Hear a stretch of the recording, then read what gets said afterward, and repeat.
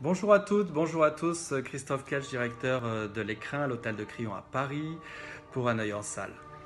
Au cours de cette période totalement inédite pour chacun, je me suis replongé dans des albums photos et j'ai pris beaucoup de plaisir à redécouvrir de nombreux clichés qui avaient été réalisés à l'époque par la plus grande cliente de la place parisienne, Roxane Debuisson. C'était cette femme extravagante de partage, une amoureuse des arts et de la gastronomie surtout. Portant de toutes petites lunettes noires qu'elle ne quittait jamais, descendant de sa Rolls-Royce Phantom 5, elle était accueillie telle une vraie vedette par les directeurs de restaurants.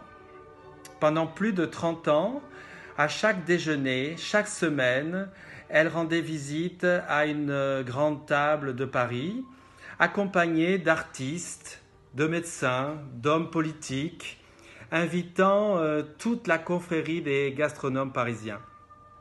C'était à chaque apparition une vraie cérémonie. Une femme excessive, possessive, mais qui avait toujours raison.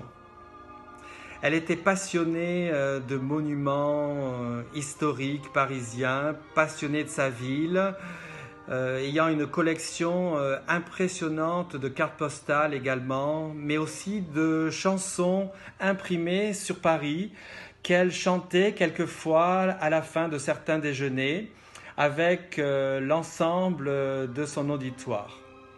Roxane portait un amour exclusif pour le blanc de blanc de la maison Ruinart, avait un faible pour les macarons de chez Dalloyau. Elle était considérée par les chefs comme une vraie marraine et avait une tendresse particulière pour les pâtissiers.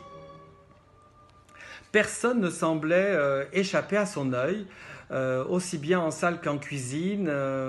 Elle saluait tout le monde par son prénom et comme vous l'avez compris, elle adorait faire des photographies, des clichés qu'elle développait et qu'elle offrait lors de sa prochaine visite. Roxane était une femme dotée d'une grande générosité, une femme de goût qui nous a laissé un superbe héritage de vrais souvenirs inoubliables. Prenez bien soin de vous durant cette période particulière. Nous allons tous nous retrouver nos clients et retrouver d'autres personnalités.